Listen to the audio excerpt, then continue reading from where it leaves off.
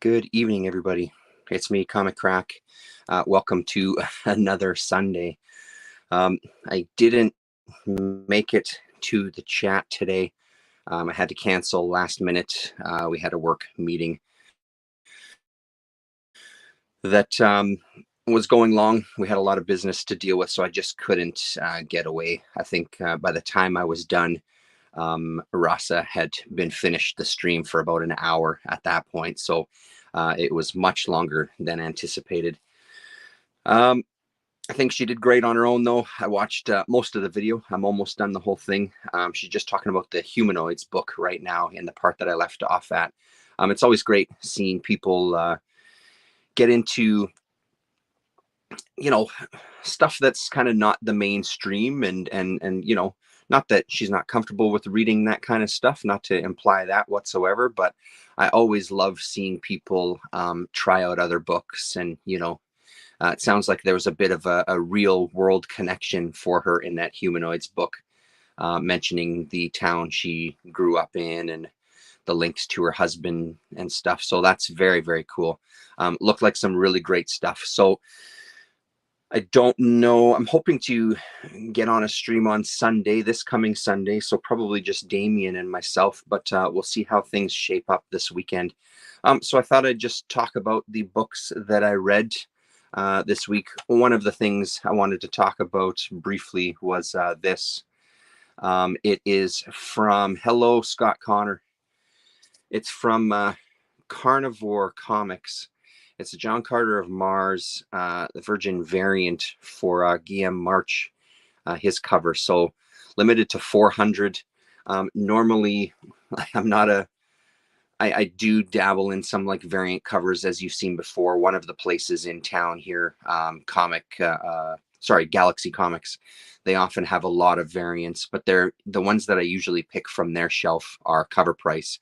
This one was about 30. I think it was $30 Canadian for this one, but I could not pass it up. I love Guillaume March's stuff, and I think this is a gorgeous cover, even though I'm not sure what's going on with the undercarriage here, but like these highlights on her stomach, like it's a gorgeous picture. So I'm really happy to have this sucker. I'll probably read the book. I don't have much interest in John Carter of Mars, and as usual, like looking through the interiors of this, it doesn't, I don't know, it doesn't scream to me as something even art wise that I'm really going to be into. Yeah, anyway, that's that to start us off. I guess to kind of dig into it here, I'll start with the book that kind of surprised me. So this one and this one. So I found, if you watched the Lone Star Comics video that I did, I found these two back issues of the Storyteller from the Sirens series, issue number 1 and issue number 3. When I first had a look through it, the art in this one I was really taken by, and this one not so much. I didn't think it looked great. Since reading this, I completely reversed that decision. This one is gorgeous, and when I posted it online, who was it? Was it? I'm so sorry. I'm blanking on the names of people. Scott Hayes, is that the name? I apologize if you're watching. I apologize. I'm blanking on your name here. But he was talking about this artist, Jacob Rebelka, who has done something called Origins. I think that was an Image Comics miniseries as well. I love the art in this. It really grew on me really quick. So much so that when I was done and went into the other book, sorry, my lighting is for shit here today. When I got into the other book, I was really kind of disappointed. Not much to say about the stories that I haven't said a million times before. Hello, Colin. How you doing? I love this series. It's for my money and anybody's money. Somebody who wants to get into comics, younger people, this is the series to go for. Any single issue, it doesn't matter which. Every issue is a one and done. They have a bunch of different themes, from dragons to tricksters to sirens to witches to ghosts, etc. It is a consistently amazing book. I don't think I've ever hated an issue. There's been some that I've liked more than others for sure, but this art in here is incredible. So again, Jacob Rebelka, if I'm pronouncing that right, and I apologize if I'm butchering that. But this is, I think it really worked well with the theme of this story and everything about it. So that said, this was also a great issue. It's just the art didn't do it as much for me. Yeah, I'm sorry, people. This lighting is shit. Give me 1 second here. Let's take this off. Let's see if that does something. It might be too bright with the glare, but we'll try to deal with it. Yeah, that's a little better anyway. Still totally fine art, nothing wrong with it, but I find I want more by Rebelka. So this Origins 6-issue miniseries, I think it was 2000-ish that it came out. That was the series that he pinpointed anyway when he started noticing Rebelka's art. So I'm going to be digging into that. But yeah, like I said, it's the Storyteller. You know that I love it. It's the same with that series. It's an incredible stuff.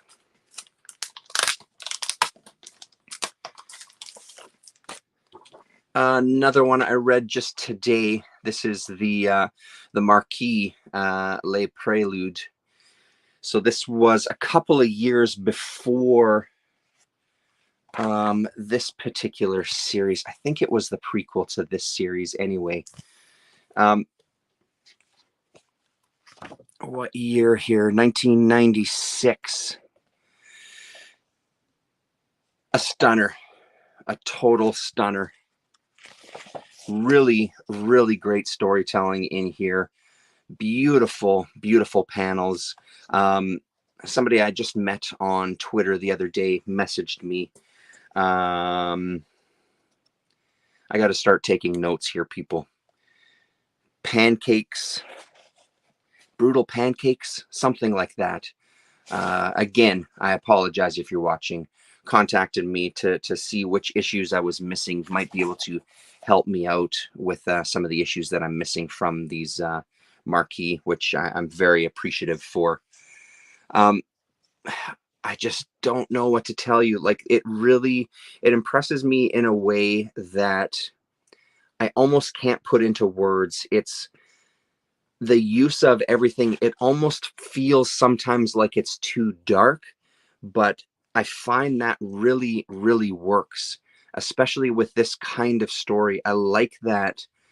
I don't know what materials you're using. Obviously, well, not obviously. It appears to me that there's some zipatone. It appears to me that there's just some heavy inking. It appears to me that there's a lot of maybe added texture after the fact that I think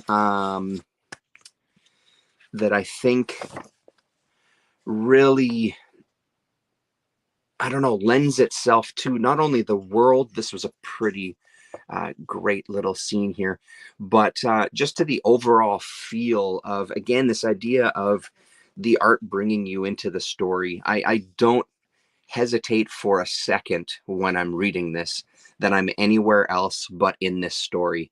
And I find the transitions and everything really nice. Like, this reads very clearly to me. These 3 pages here read very clearly.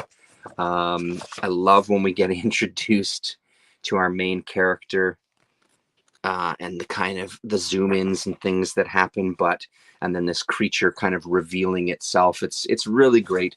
It sets up a really nice, quick story. It introduces you to the world beautifully, and leaves me wanting like a whole bunch more. I'm really going to resist reading the digital that I have on the computer. I want to get these in person and read the floppies. But I loved this a lot. This is easily a series I could see myself going back to. And again, I won't talk too much about everything else. We did a pretty thorough look through this on the last video there, the Lone Star 2022 video. Super excited about this. Super excited about getting more Guy Davis stuff. I ordered this guy also gave me the heads up on a magazine that's an issue dedicated to Guy Davis, one of my local comic shops, the one that's around the corner from my office. He's able to get it in, so he's put it on order for me. So I appreciate the heads up on that as well. I'm glad that I found a copy. I feel like I want to give Baker Street another shot. I did get rid of the couple of issues that I had in kind of a trade quite a while back because they just didn't, I don't know, they just didn't resonate with me. They didn't really work for me, but maybe that's a book that I need to kind of give more time as he starts to find his feet. Miss So, hello. Yeah, it's really nice for sure. The detailed artwork, and it has that roughness to it that I if you know my channel, I naturally am a drawn to. Um, yeah, so Baker Street, I might have to give it another chance. It might be one of those books that he starts to grow into the further along it gets. So I may kind of dip into that as well. So that's the Marquis. Um, one that was a pleasant surprise. I don't want to talk about it too much because I've only read the first 2 issues. Guy also did a couple of Nevermen series over at Dark Horse that you might like. Okay, cool. Thank you, Scott. I will absolutely. I mean, he's now a creator that's on my radar, so I'll be looking into his stuff more. This is one that surprised me at how much I actually enjoyed this. I wasn't taken with issue 2 when I first found that one. There's parts here that are still really clunky. There's some of the storytelling and some of the dialogue where there's a lot of repetition, like, "Hey, Sally, what are you up to? What's going on? That was crazy party last night." A page or 2 later, somebody else comes in. "Hey, Sally, how you doing? That was a real crazy party last night." Like a lot of repetition that's kind of pretending to be story and filling out details and stuff that doesn't quite do it. But the premise I found worked for me quite a bit here. They're sort of like these judges that are going around, and they're almost like a kill squad for the government, is the impression that I'm getting. It's not really spelled out yet, but there's this one woman who's extremely, Deb is her name. She's extremely kind of violent and extremely aggressive. A woman named Trinity is back in town and is calling her out for this kind of duel of sorts. And it's funny because the way this issue ends, I don't remember anything from the second issue that would lead me to believe that it was a follow-up here. And then the art kind of changes at a couple of points where that's a very kind of like Beano-esque type of drawing for these kind of child characters here that make an appearance in the story. So yeah, I think it's because it's the same creator there, Scott. Because when I was talking about this one before, everybody was telling me to get Ragmop. So Rob Walton is the name. So this, I think, is going to grow on me because I like this issue quite a bit. Even with the clunkiness, I thought that there was an interesting world that was sort of on display here. And here she is kind of in her uniform or whatever. So yeah, I'm looking forward to giving it more of a chance. And that this jumped out at me as well too, created by Gordon Derry, who did Warlock 5. So this is something called Starstone. I love this ad. Pardon me, this ad really grabs me, the art style. So Adrian Kleinbergen are the creators on this. I love Warlock 5. We'll talk about it here right away.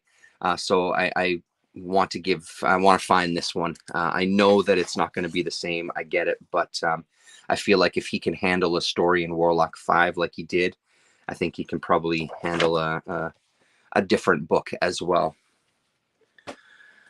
And then speaking of Warlock 5, so I'm only missing issue number 12 at this point. And I gotta say, these issues are fantastic. I loved this issue with this focus on this woman here, and it's just the way it's going to be. I don't remember names. We've all seen this. I've talked about this a million times. I don't want to go into too much detail because I do want to talk about the final issue for this creative team. Gordon Derry and Denis Beauvais. is the artist on this one. This was a surprisingly, even when I don't think I can enjoy this series anymore, this was a surprisingly killer kind of finale, even though other creators came and took it over. The pacing of this one is completely different. We get quite a few pages where we have kind of a 9-panel grid.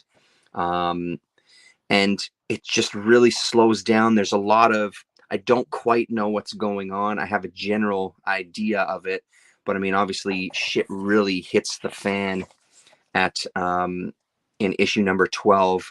But I love kind of slowing things down. I love this storytelling here and the way we move through the remains of kind of the aftermath there.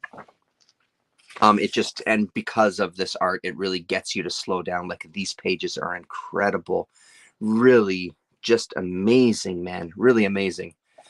So again, I mean, I say this all the time in these videos, but this is one well worth hunting down, and I am going to be getting the omnibus. I just haven't placed the order yet, but I am going to be jumping on that as well too, because I want to see it, even though it's going to be kind of on crisp white paper and stuff. And I think part of the character of this book is this shitty newsprint, this yellowed newsprint, which was probably yellow the day it came off the printer as well. I think that really adds to it, but I do want to see their 14th issue. I do want to see what extras are in there. Like, look at this. Beautiful. So a really nice surprise. Like, again, with some of these indies, I often feel like it got canceled before they had a chance to tell their story, or because there wasn't much interest in it, or the company went bankrupt. This one really feels like you're getting 13 issues of a beginning, a middle, and an end. Hello, AFPC. So I'm very, very happy about that book. What else do we got here? Yeah, we'll leave on that one. Another one I won't talk about too much. Hello, Jeff McLeod. One I won't talk about too much. Again, I'd put this in the same camp as the Storyteller. Pick up an issue, give it a shot. This is beautiful. This is great. I'm not always the one minor gripe that I would have is when we have a continuing the story that kind of ends from the previous issue, and it's just a few pages, like this being, 6 pages or whatever that is, 7 pages. That is it's kind of a thing of like, meh, not crazy about that. I get it. There's only a certain amount of page count. They want to tell the whole story the way they want to tell it. The breaks in the story don't seem clunky or anything. It doesn't feel like, I mean, when I've read it and the story ends, my disappointment comes from, I just want to read issue after issue of this, not because, nothing to do with where they've decided to leave off the story. It's very satisfying. I just always want more. So, yeah, a good series. The Killer, issue number 4. Again, not much to say about this one other than I love it. I'm really liking this arc a lot. Some really heavy shit happens in this story. I don't want to spoil too much of it. Actually, I don't want to spoil any of it. So we'll just kind of look at a couple of pages here. And honestly, with something like this, I'm not blown away by the art. Like, I'm just not. But the story is so engaging that I'm here for that. One of the very few instances where shitty art I tolerate. And shitty is a strong word. It's just not my cup of tea.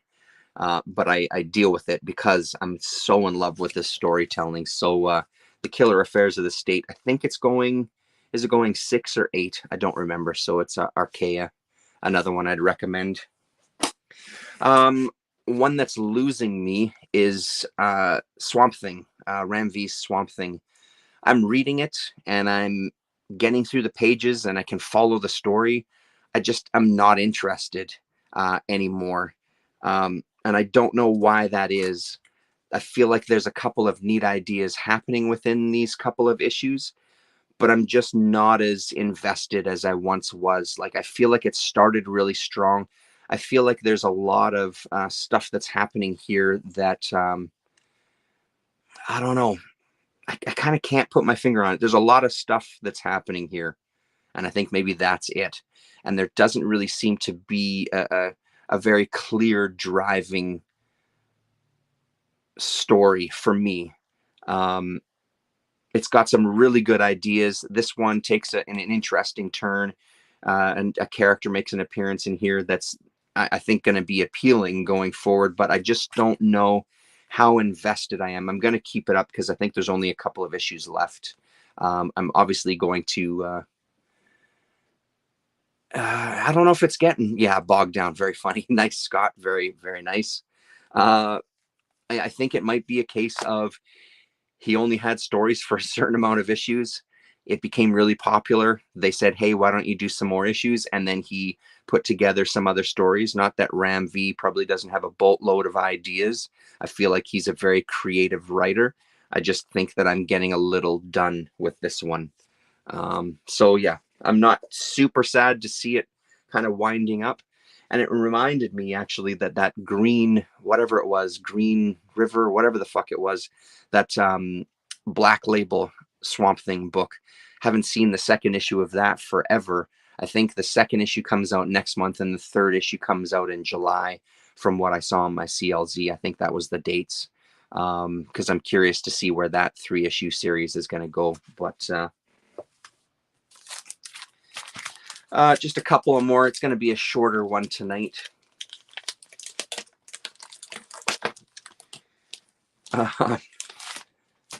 I got another issue of...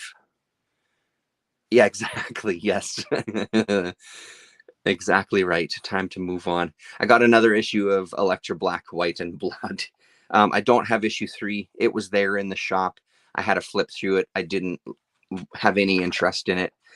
The main reason that I wanted to pick this one up is that there's a Peach Momoko piece in here and there's a Kevin Eastman piece in here.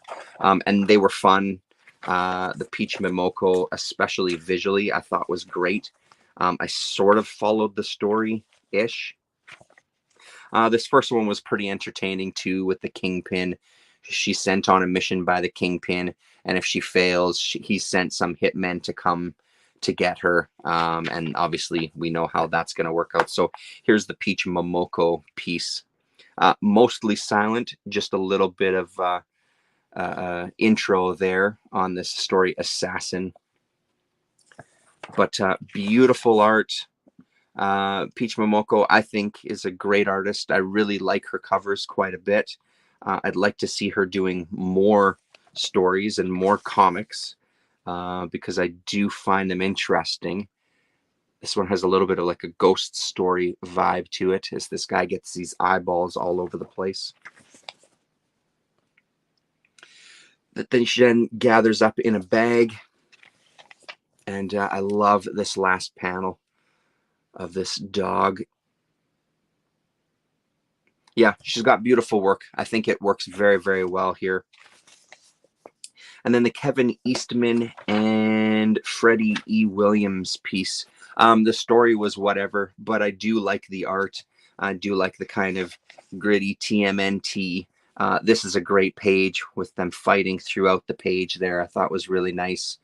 So it's worth picking up for these last 2 stories. But other than that, this series has been really underwhelming, even though I somehow seem to keep picking them up. So there you go. And then last but definitely not least, I wasn't expecting this department.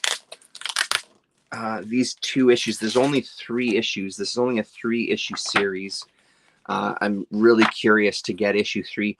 I like these a lot more than I thought I was going to like them.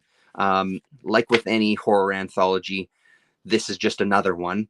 So it's not like we're dealing with mind-blowing storytelling here by any stretch. I mean, let's be honest. Whenever I do these videos, I sometimes feel like I need to say something like, at the end of the day, we're reading comics. I do know that there's going to be limitations on the story.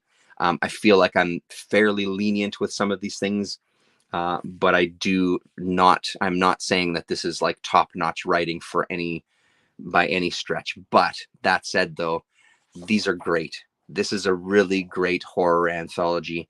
And I think it's because of pieces like this first one here, The Wishing Hour by John Bolton and Nick Vince.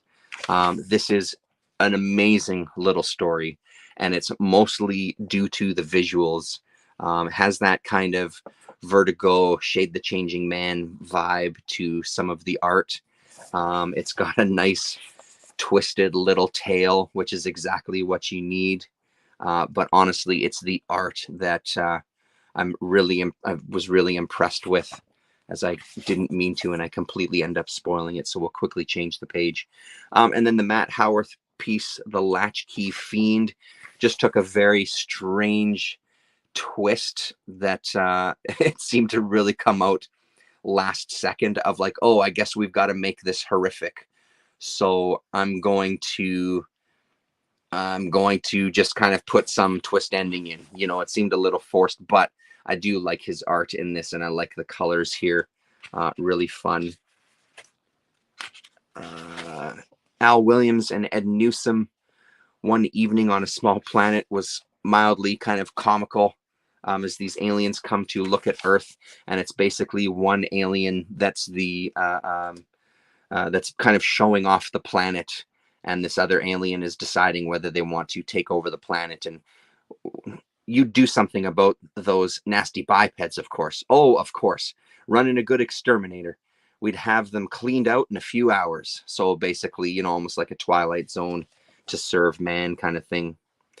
And then P. Craig Russell and Edgar Allan Poe, The Conqueror Worm. Just a quick, short 2-pager with some art. Steven Seagal and Duncan Eagleson, Blood Brothers. Oh, this was a pretty good story too. A nice little twist. You think you're following one character and you end up following another one. I don't want to spoil too much here. That's the last one. And then just a quick look at the Mark Buckingham here. Neil Gaiman and Mark Buckingham, Feeders and Eaters. What a great story. This was probably the highlight of the 2 issues. A sort of Neil Gaiman stand-in, walking down the street and seeing an old friend and kind of doing a little bit of catch-up, and him talking about living in an apartment where there's this old woman that also lived in the building too, that he kind of befriended, or she tries to befriend him. And I won't tell you anything more than that. It's really nice, and I like the way the ending went.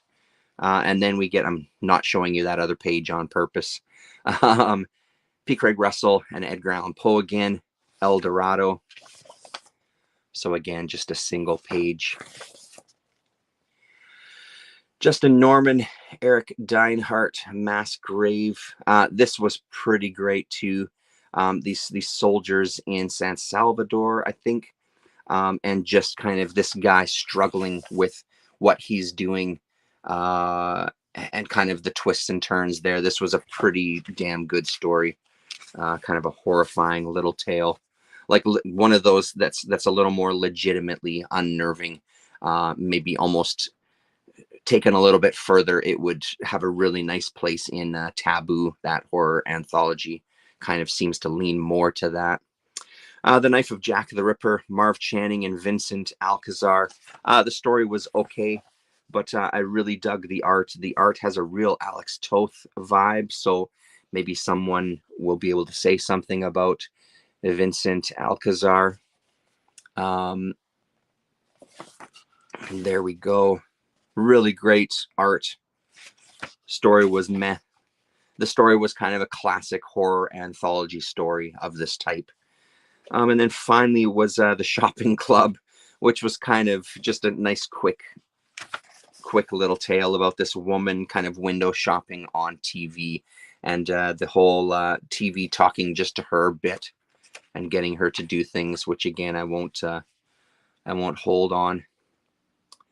Strange and Bizarre Origin of Herbert West. So I really like these. These were such a fun read. Recommended, absolutely recommended. I want to get my hands on the third issue. Here's kind of the talent in the third issue. H.P. Lovecraft, David Lee Ingersoll, Howard Chaykin, Gray Morrow, Terry Pavlitt, and Pia Guerra. Urban horror, only in Millennium's Asylum 3. Don't quite understand the fawning over Momoko's cover work. Doesn't appeal to me, but it's nice to see some panel story. Yeah, I agree. I love seeing the panel stuff. I hear you. I just find that her cover work really works for me. I like the style. I would prefer to see more stories from her for sure, though. Buckingham inks over Bacalo, always a treat. So that's it for tonight there, people. That's all that I've read. I'm going to be sitting down to kind of dig into Bloodlines a little more. I did read Mercedes as well too, but now that I'm sitting, it's good. It's pretty damn good. Again, it's one of those that I do feel like it's starting to progress now that we're introduced to the characters and we know the world a little bit more. I'm enjoying this. I will keep on with this if I can find some more issues. I don't know if it's a highly recommended at this point yet, but it's a fun book. It's nice finding these kind of indie books that somehow kind of they pull it together. You can feel them kind of progressing from issue to issue. So I dig it. It's really great. Thanks very much, everybody. Thanks for hanging out, and we'll probably see you next Sunday, me and Damien. I'm going to try to do it on my channel. Yeah, that's it. Take it easy.